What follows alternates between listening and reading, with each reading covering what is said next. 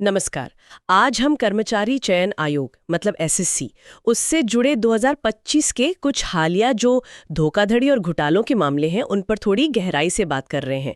हमारे पास अलग अलग स्रोतों से काफ़ी जानकारी आई है। हमारा मकसद सिर्फ ये बताना नहीं कि क्या हुआ, बल्कि इन सारी जानकारियों को जोड़कर ये समझना है कि असल में एसएससी की जो भर्ती प्रक्रियाएं हैं उनमें किस किस लेवल पर मतलब क्या क्या गड़बड़ियां चल रही हैं। इसमें हाईटेक ऑनलाइन चीटिंग भी है, फर्जी दस्तावेजों का इस्तेमाल और यहाँ तक कि हजारों भर्तियां रद्द होने तक की नौबत आ गई। तो चलिए जरा देखते हैं इनको। बिल्कुल। और ये मामले ना जब एक साथ देखते हैं तो थोड़ी चिंता होती है। लगता है कि धोखाधड़ी अब वो पहले जैसी नहीं रही कि कोई पर्ची ले आया।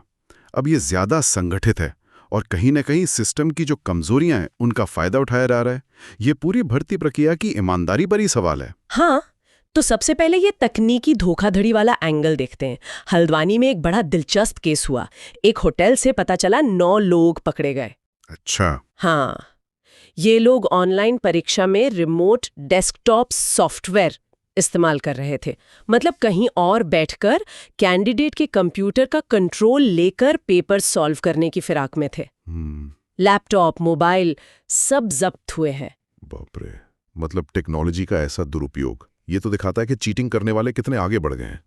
परीक्षा केंद्र के बाहर बैठकर भी वो अंदर की परीक्षा में सेंध लगा सकते हैं। सही बात है। ये सिर्फ कैंडिडेट की चालाकी का मामला नहीं लगता, ये परीक्षा सुरक्षा के लिए बहुत बड़ी चुनौती है। और सोचना पड़ेगा कि क्या ये सब बिना किसी अंदरूनी मिली भगत के हो सकता है। एक सवाल है। बिल्कुल। अच्छा, तकनीक के अलावा वो दस्तावेजों में हेरफेर वाले मामले भी कम नहीं है। जैसे त्रिपुरा में 2 लोग पकड़े गए फर्जी निवास प्रमाण पत्र के साथ एसएससी जीडी भर्ती के लिए इस्तेमाल कर रहे थे। हाँ, ये भी सुना मैंने। और ऐसे ही सीजीएल 2024 जो ग्रेजुएट लेवल की परीक्षा है उसमें 13 उम्मीदवारों ने फर्जी विकलांगता प्रमाण पत्र लगा दिए।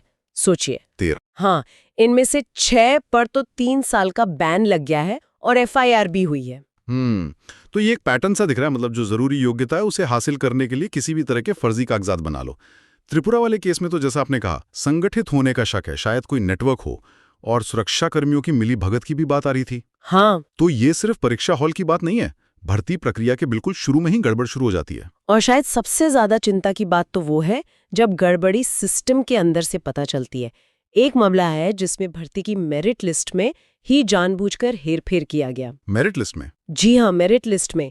इस पर एफआईआर हुई है और शक है कि शायद कुछ अधिकारी ही मिले हुए हों। और एक और सुनिए, एसएससी की वेबसाइट पर जो डिपार्टमेंट लिस्ट होती है ना, जिन उम्मीदवारों पर रोक लगी होती है, हाँ होती है। उस लिस्ट में ही बदलाव कर दिए गए। 2019 से 2022 तक की लिस्ट में, वो भी फर्जी ईमेल के जरिए। इसके लिए अब बाहर के वेंडर को नोटिस भेजा गया है। अरे बाप रे, ये तो बहुत ही गंभीर बात है। मतलब अगर मेरिट लिस्ट या डिपार्टमेंट लिस्ट जैसी बुनियादी चीजों में ही अंदर से हेरफेर हो सकता है तो फिर तो पूरी प्रक्रिया की निष्पक्षता ही खत्म हो गई ना। पारदर्शिता कहाँ रही?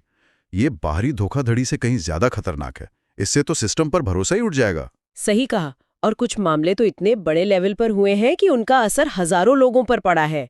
जैसे वो पश्चिम बंगाल वाला एसएससी शिक्षक भर्ती घोटाला। हाँ, वो तो बहुत चर्चा में रहा। उसमें सुप्रीम कोर्ट ने करीब 25,753 नियुक्तियां रद्द कर दी। 25,000? हाँ, और कोर्ट ने इसे सिस्टमैटिक फ्रॉड कहा। मतलब सुनियोजित धोखाधड़ी। ओएमआर शीट में गड़बड़ी, इंटरव्यू लिस्ट में हेरफेर, क्या कुछ नहीं था। एक मंत्री पर तो ईडी की चार्जशीट भी है। बहुत विरोध प्रदर्शन भी हुए इस पर। और इसी तरह का एक और मामला सीजीएल 2024 की जो फाइनल आंसर की आई, उस पर भी विवाद हुआ। दिल्ली हाईकोर्ट ने एसएससी से पूछा है कि इसमें पारदर्शिता क्यों नहीं है, जवाब दो। देखिए, ये जो बड़े मामले हैं ना, जैसे पश्चिम बंगाल वाला, इनका असर बहुत गहरा होता है। ये सिर्फ उन हजारों उम्मीदवारों के भविष्य पर सवाल नहीं उठाते जिनका सिलेक्शन हुआ या नहीं हुआ, बल्कि ये दिखाते हैं कि जब गड़बड़ियां इतनी बड़ी और फैली हुई हों तो फिर अदालतों को दखल देना पड़ता है। पश्चिम बंगाल वाला केस तो एक तरह से संस्थागत भ्रष्टाचार का आईना है भर्ती प्रक्रिया में। ये सारी घटनाएं मिलकर पूरी भर्ती व्यवस्था की विश्वसनीयता पर ही एक बड़ा प्रश्न चिन्ह लगा देती हैं। तो अगर हम सार देखें, 2025 में एसएससी से जुड़े जो ये मामले सामने आए हैं, उनमें धोखाधड़ी के कई रंग दिखे हैं। हाईटेक हैकिंग है, फर्जी दस्तावेज हैं, सिस्टम के अंदर की साठ-काट है और बड़े पैमाने पर फैला हुआ भ्रष्टाचार भी है। ये सब भर्ती प्रक्रिया के अलग अलग स्टेज पर जो कमजोरियां हैं उनको साफ दिखा रहे हैं। हाँ, तो इन सभी स्रोतों से जो जानकारी मिली है उसे देखते हुए एक सवाल तो मन में आता है कि जब ये भर्ती प्रक्रिया इतनी बड़ी होती है, लाखों लोग शामिल होते हैं, तो सिर्फ समस्या होने पर एक्शन लेने के बजाय पहले से ही पारदर्शिता और सुरक्षा को इतना मजबूत कैसे बनाया जा सकता है? क्या और कदम उठाए जा सकते हैं ताकि जो योग्य उम्मीदवार हैं उनका भरोसा बना रहे इस सिस्टम पर? ये सोचने वाली बात है।